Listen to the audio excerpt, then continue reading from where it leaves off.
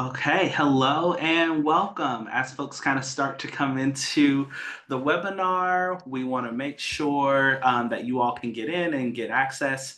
But we are doing our welcome, welcome, welcome. We're doing our webinar series called Family U Chats. Today I am joined by Anne Marie Thorpe, who is our Director of Disability Services. So, Family U Chats is our series really meant to help to educate our families about how they can best support their student. And the way we do that is we bring in different campus partners to talk to you about their area of expertise, and they'll share with you the very important information and then also be available to take your questions. And so, like I said, today I'm joined here by Anne Marie Thorpe, and she is going to tell you a little bit about disability services and then make sure we set aside some time to answer your questions. So, welcome, Anne Marie.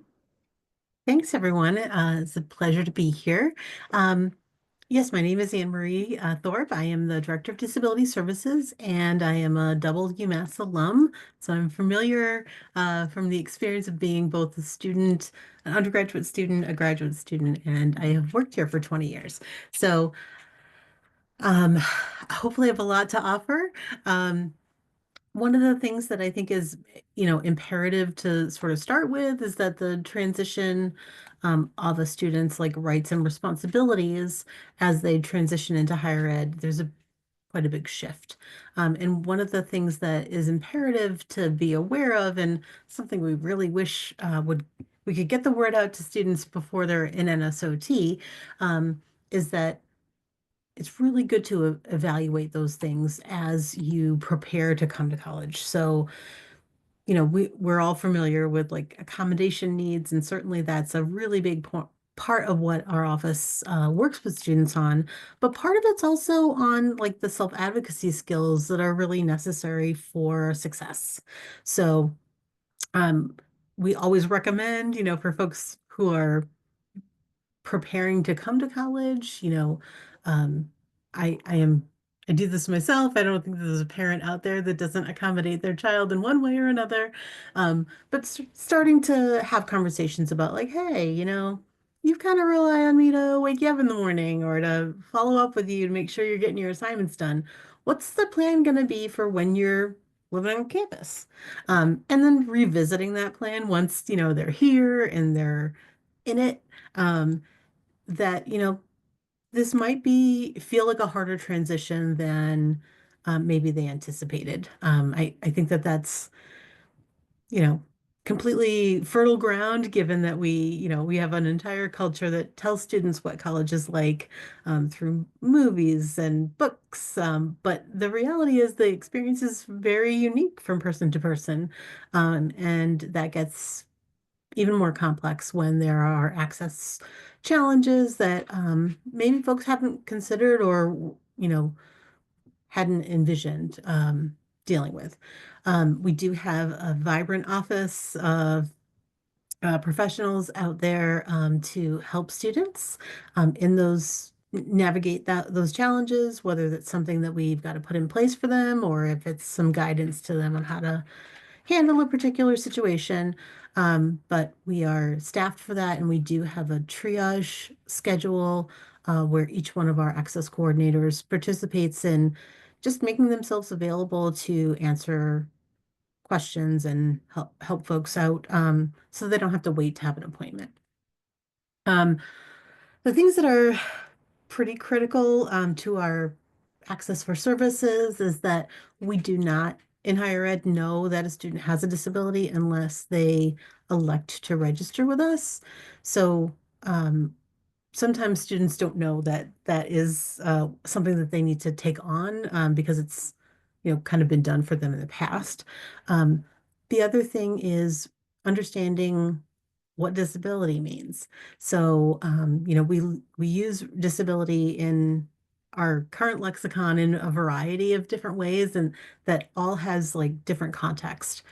In higher ed, disability is something that affects a major life activity that you're engaged in, and you're going to be in an environment where not only do you have to address your academic needs, but you're also looking at what your living, dining, how you're going to get to class, all of those needs. So it's a little bit more expansive to consider. Um, and so the earlier we can start having those conversations and putting those things in place for students, the better for all parties.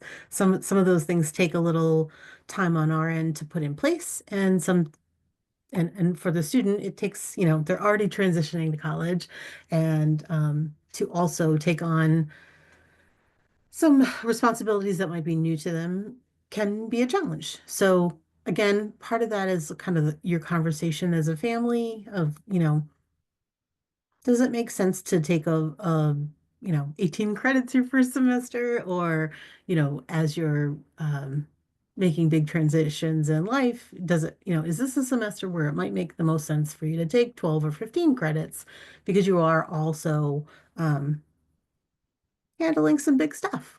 So our office is here. Students register with us online through a program called Clockwork. That's right on the Disability Services website, which is just www.umass.edu/disability. And from there, there is a Clockwork link for students that we encourage them to bookmark, and they will upload any documentation they have to support their disability. But we also think it's very important to get the students' experience. So we ask some questions on that form that just provide us guidance on, what's the student's experience been? What's worked, what hasn't worked? What are you accustomed to using? Um, and of course, that is very broad, given that, disability is very broad itself.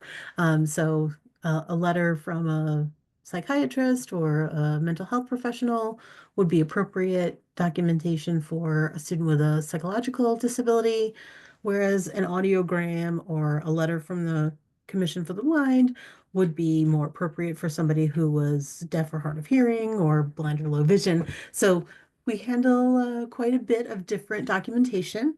I would say word of thumb is that it's always best for us to have the information in regards particularly to learning disabilities, to have a copy of the testing that was done for that. Because while an IEP is helpful and we will certainly, accept that as documentation, an IEP is an assessment of that testing in the environment, typically of a K through 12 experience. And what we're going to essentially be doing here is taking that information from the student and their documentation and more or less creating an IEP for the higher ed environment. So the more real data that we have, the better, than, hearing how this might have been an impact in your 10th grade classroom. So, so the first step is folks register.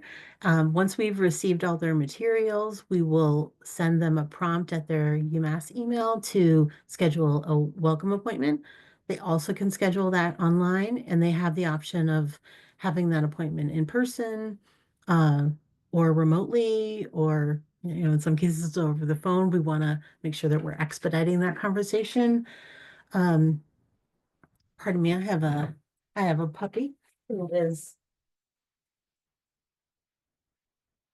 trying to figure out how to get away from this lecture. Um, but so yeah, starting with the registration process, having that first welcome meeting, that's where they're going to get to know their access coordinator a little bit better. That is their key primary liaison with our office. That access coordinator is going to have a fruitful conversation with the student to get to know, like, their experience, what they're interested in, things that have worked well for them, things that have not worked well, so that they can best advocate for what accommodations would be reasonable and appropriate for the student. The challenging part about the ADA is that everything has to be um, done in a case-by-case basis. So while that makes a whole lot of sense, at a big place like this, it can lend itself to concern if you've got a friend who has the same diagnosis as you. You might have different accommodations based upon your personal experience, your courses, the way in which those courses are taught. So everything here, in addition to being confidential, it is also done on a case-by-case basis. So following that welcome meeting, there are a few accommodations where we can just expedite and put them in place and walk the student through how to send those accommodation forms out to their instructors. Um, for most accommodations, we do need to go through a review process. And in that case, what we do is the access coordinator will create basically an assessment worksheet, and they will review it with a committee to make sure that we are making decisions in a way that has been vetted in a holistic way by more than just one individual. That helps uh, remove dynamics where, you could have one staff member who's, easy peasy, hey, here you go, here's your accommodation, as opposed to another person who might be, holding things to more strict standards. Um, we use the guidance provided by the Office of Civil Rights, which is the office that adjudicates complaints. And so what we want to do is make sure that we are listening to the student, advocating for what makes the most sense. And the student is engaged in this process where if they are have requested something that we don't feel like is appropriate, we will inform them. We will inform them of the accommodations that they've been approved for and how to put those into place, like how to book your exams if you have exam proctoring accommodations, how to obtain your notes, depending on whether you're using Glean or you have a student note taker in the class. Um, and then we do have an appeals process if there's information where more information is needed to support the request. Um, and so from there, students send out their accommodation forms. Those forms only share what the student has been approved for accommodations. It does not identify them in any way as a person with a specific disability because that is the student's personal business. We always advocate for students to make time to connect with their faculty members. And largely that is because we think that that's great guidance for all students, but also it's helpful for the student to build a relationship with the faculty member. If they have accommodation needs, to you could have a class that's large and they've already anticipated that there'll be plenty of folks who have um, access needs for an exam. And that way, we want to hear from the instructor if you've already put accommodations in place, and that makes it easy as possible for the student. But if the faculty member needs some support from disability services to make sure that that exam can happen with accommodations, we need a little lead time. And we need for the instructor to tell the student, yeah, take that with disability services. Um, and and again, that is specific based on the disability and what the faculty member can provide and what is being requested. So all of that to say is we have a lot of touch points with students. There's a lot of choice in regard to um, type of appointment. We don't want to make um, obtaining accommodations cumbersome. And we do have some accommodations that can be a little bit more challenging than others, largely just because they involve more conversation. So we do have accommodations for students who need extensions or might need extended time on assignments. And that too is a situation where we would need to be in contact with the faculty member to see, um, what's reasonable in that class. Sorry, also for absences. So we might have a student who has been approved for more than your average approved absences relevant to their disability, we want to make sure that we're providing some good guidance to the faculty member on what's reasonable, as well as having that conversation with the students. So there's not any misunderstanding that, oh, okay, well, I have this accommodation. Maybe I don't, I can just turn everything in before the end of the semester. When the reality is we need to find something that's not going to fundamentally alter the class, but also provide the student the access they need to work through their class. So anyway, I could talk about this for days. I want to get to your questions. Um, so I Yeah. So what welcome you them. all will do, so they're using the Q&A feature, you can type in your questions and then I will read them to Anne Marie and she will answer them to the best of her abilities. What I will remind you all is that if you have a question about a specific student, we cannot share that in this environment, but Anne Marie will share contact information for her office and like the process that you can expect that communication for. But I encourage you to type your questions in the Q&A feature, and then we will get those answered. Anne Marie, one of the questions that I often get from families is what is like the most common accommodation? And I think that that's a really hard question to answer from your perspective, but I know that you have a pretty standard answer that you give to that. And so, what would you say is the most common thing that we are accommodating here? Definitely our most common accommodations are notes and exam proctoring accommodations. So the reason for that is that those are accommodations that would fit a variety of scenarios. So you might be approved for extended time on an exam because you have an attention disability and you need a little more time. You could also have the same accommodation if you were somebody who was relying on the use of a reader or scribe. Say you broke your writing hand, naturally you're going to need a little more time to process that. And so the same, I would say for note taking, there's a variety of reasons why someone might need a note taker, and they range, but it it's an accommodation that fulfills a lot of need. Mhm. So as families still remember, you can use the Q&A feature, but I'm not seeing any other questions right now. But the other question that I want you all to talk about is, can you talk about temporary Mm, accommodations? I think that is something that a lot yes. of folks don't know about. Mhm. Right? We all have a temporary state of ability, but can you talk about what we do for students who have maybe temporary needs? You got it. That is one of the situations where we can certainly expedite things. Um, but we do, we're primarily working with young people, but also life happens, right? So we do provide temporary accommodations to students who, you know, uh, might have been harmed in an accident or, and then maybe have some challenges in getting to their residence hall.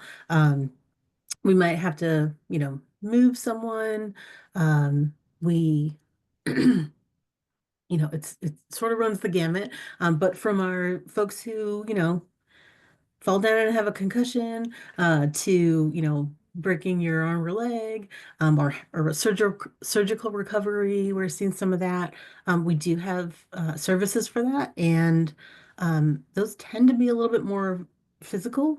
But certainly with concussions, we can work with folks if they have to have limited screen time. We can also talk to them about some individual things that they can do that aren't necessarily accommodations, but are things that might just help them by like how to reduce the brightness on your screens or how to use some of the accessibility features in your technology.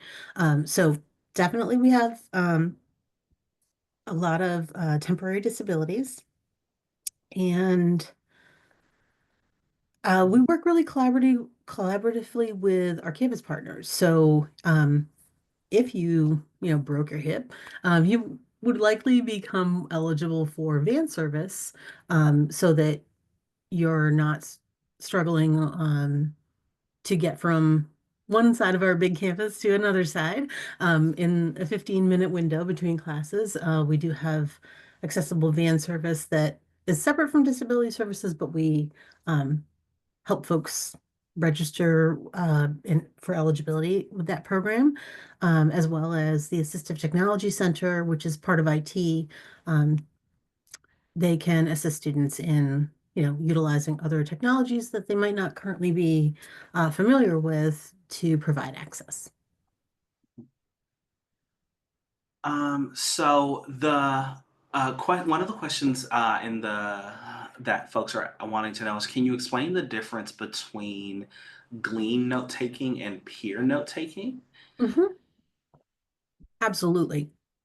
Um, Glean Note Taking. Glean is a company that provides an AI note-taking tool that we provide students who are eligible for a license to use in their classes. What Glean does is the students go to class, turn it on. We do require them to have a recording agreement with their instructor. Um, but basically, it records the class in real time, the audio of the course in real time. The student has really cool study tools. So if you're like, oh, that's definitely going to be on the test, you can literally just hit a button and it will timestamp it so that when the students are reviewing their notes later, they can highlight key points, things that they want to focus on, and it will bring them right to that audio feature in the recording, which is pretty helpful. There's also ways that you can use Glean to learn how to become a better note taker. It's recommended for that piece. And also, it has some really cool features in regard to, um, it has some real-time captioning assistance as well as opportunities for you to make lists, remind yourself around assignments and to upload slides. So all of those are really helpful tools for when you're going to study for your exams. Um, Note taking, student volunteer note taking is different um, in that there are some classes where Glean is either not a great fit or it's not allowed. So if you're in a class where, you're discussing sexual assault disclosure, that's probably not the best class to have recorded because that's private information we don't want out there for another student. But it also has some limitations because it's an audio product that if the instructor is talking super fast or has a very strong accent, it might not be the best transcript at the end. Um, so in that case, sometimes we will use a student note taker, and that is a student who signs up. We probably have about 200 student volunteers who work with our office. They provide notes in a class that they're already engaged in, which is really helpful for us when students register with us later in the semester and we become aware of that need. Then we can connect with that student to get notes from the start of the class.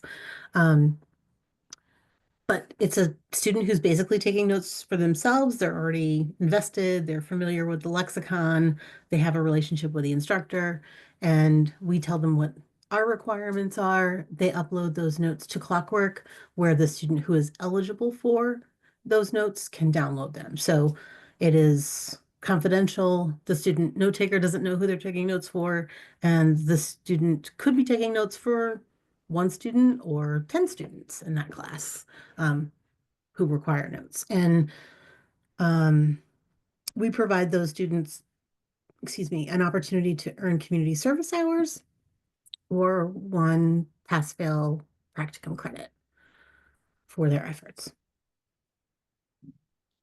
So the follow-up question to that was really what kind of supporting documentation is needed for peer note taking versus the Glean note taking? Is there different documentation that you all would be looking for that would determine that? Yeah, that part's a little bit tricky. I think that there's a little bit more of a requirement for someone to get like a student volunteer note taker, but there is also the caveat that because there is an opt-out option and it's not always a great fit for everyone, we might move someone's request if they've been approved for Glean notes, but not a student note taker, but then Glean notes are not an option, we might transition that student over to student note taker notes. Great. I think Um, Glean's an awesome tool, but like some of the caveats are just that if no one's been using Glean in the class and we get a request for something late in the semester, we can't backdate that student to gain access to those notes. So that's a little bit of a hiccup. so the next question says, what are strategies for parents in dealing with students who may not advocate for themselves? Oh, my parents, I feel you. Um, I also have If we had an easy fix, we would tell you all. for real. I've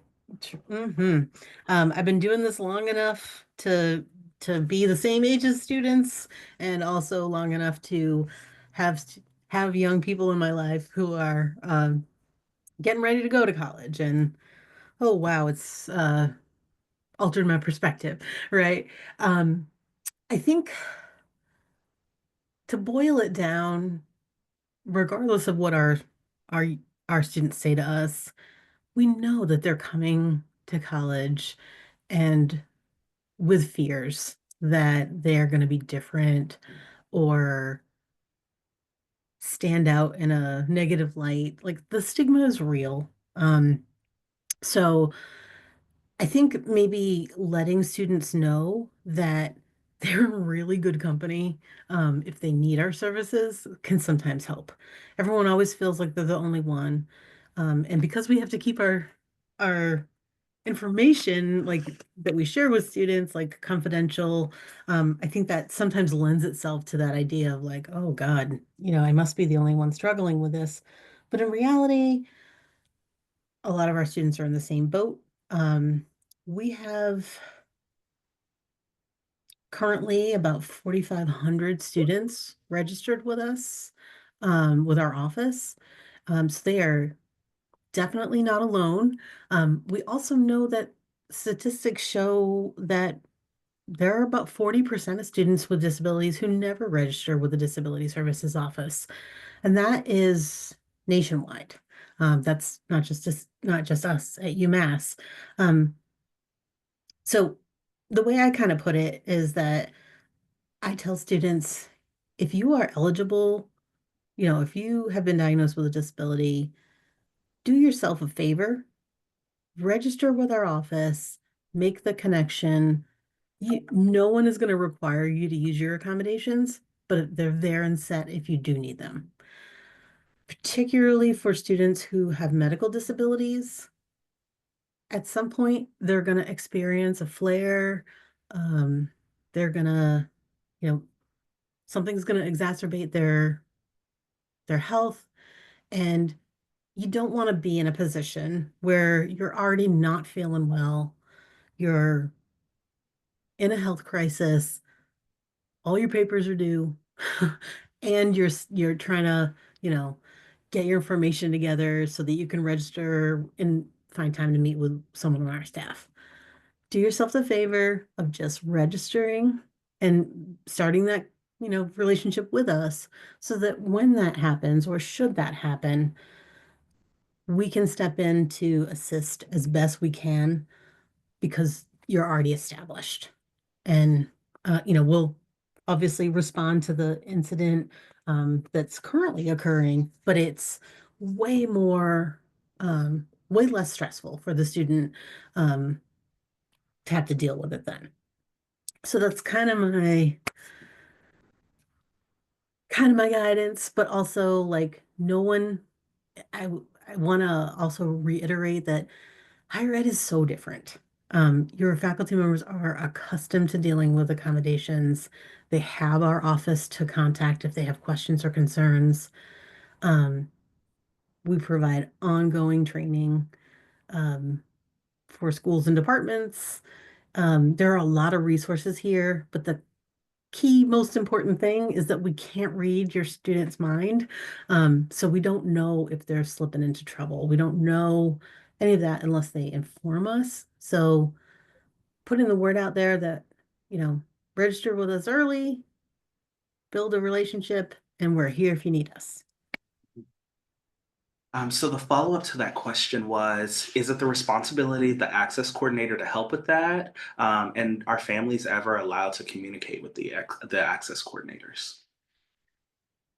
Um, yes, to an extent, and yes. Mhm. So the access coordinators are going to do their best to support the student based on what the student brings to them, um, and how, responsive they are. I think one of our challenges, and I think institutionally we're looking at how to respond to that, but one of the challenges is that we are limited in our capacity to reach out to students.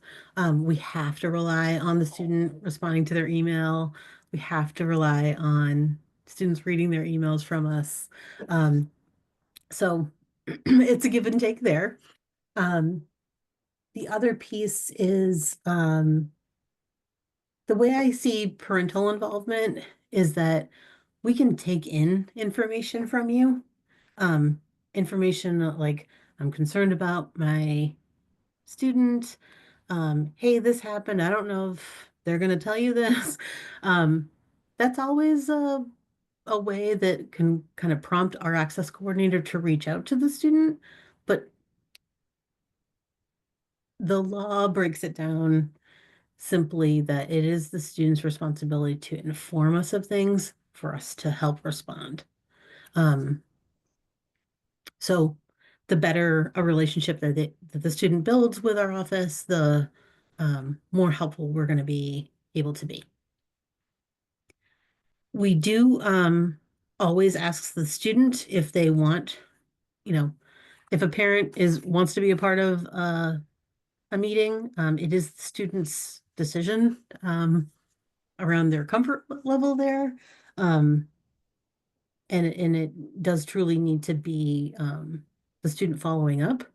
Um, but also a lot of our work over the summer is clarifying that for families as to what might be needed and what might come up and what we can do to help in those situations. Um, so the next question is that this family member has a student who has an anxiety disorder and also OCD. Mhm. And they are recommending that they are registering with disability services, but they're concerned he will wait until it's too late. So what can we do to help this along? Mhm. Um, yeah. Yeah. I would, definitely like having the conversation with the student about registering and how it could be helpful. Um, if the student wants to call during our triage hours and speak to an access coordinator just to, you know, hear that they're just a regular person who's here to help and not like a scary, it's not a scary experience. Um, we could offer that. Sometimes it's helpful for students to hear that, we're not that our services are very different from the K-12 experience. We do have some students who come here like a little afraid that that's going to be, they're going to have some special ed teacher following them around, and that's couldn't be further from the truth. Um, so, really whatever we can do to put that student at ease, Mhm. the better. We work with plenty of students with anxiety. We have a fair amount of students with OCD. And we also, if they're not ready to do that, we also can recommend some of the community groups that students have where they could just go and meet other disabled folk, like students with disabilities. And maybe that will help them be a little bit more at ease in talking to a professional in our office for services. Mhm.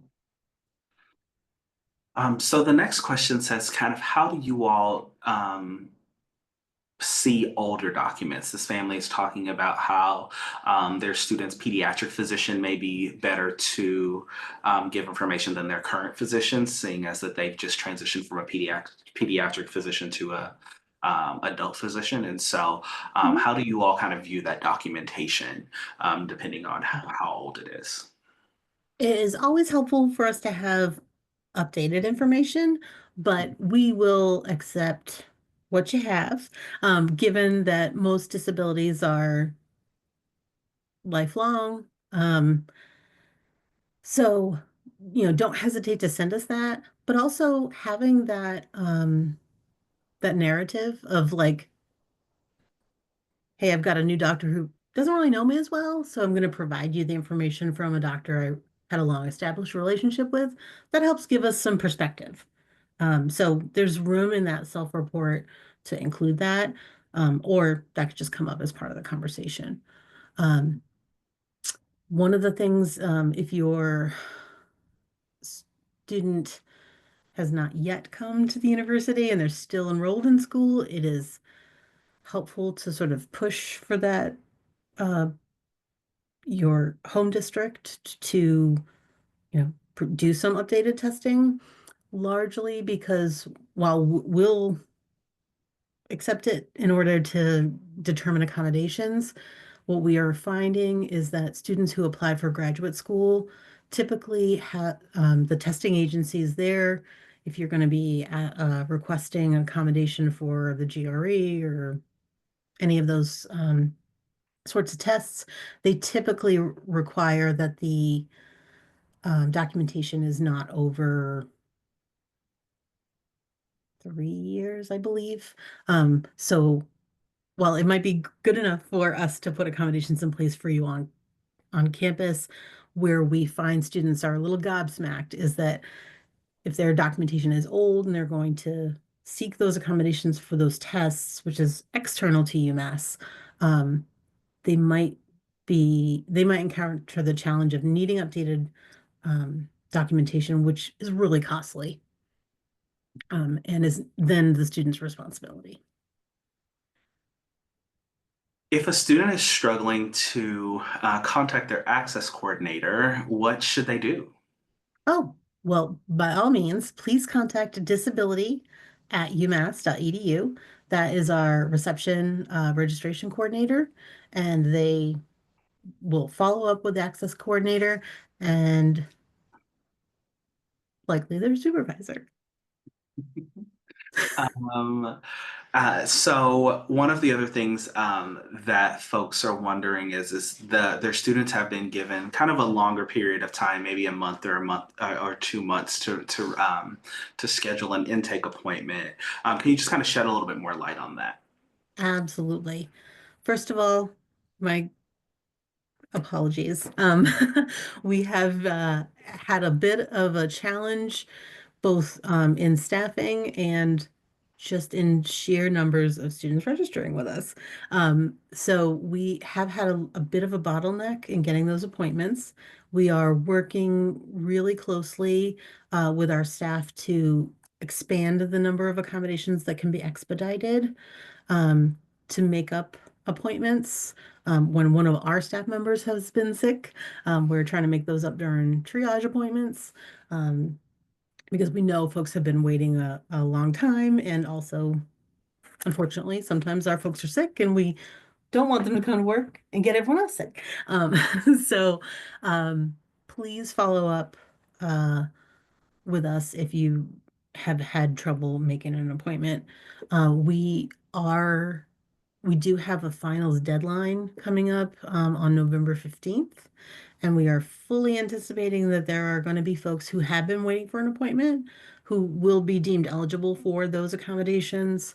And we are working on um, a process to approve late, those exam requests for finals that will inevitably be coming up late.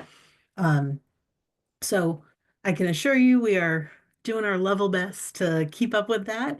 But we are also um, requesting additional staffing, uh, almost double our staffing, because we are finding ourselves in this interesting point in history where the ADA has been around long enough that folks are uh, accustomed or used to this level of access. And we have students with disabilities coming to campus in numbers that we've never seen before, which is fantastic. It's like the greatest news that is a little bit hampering us also at the same time. So we're excited about the growth, um, and we're doing on our part trying to get some additional staffing. Um, and we are reviewing our processes to do our best to stem the tide. So, Anne Marie, there are not any other questions in the Q&A, but my last question for our folks is always, what is the one thing you want folks to remember from their time today? What I most want folks to know is that we are here. We care deeply for your students.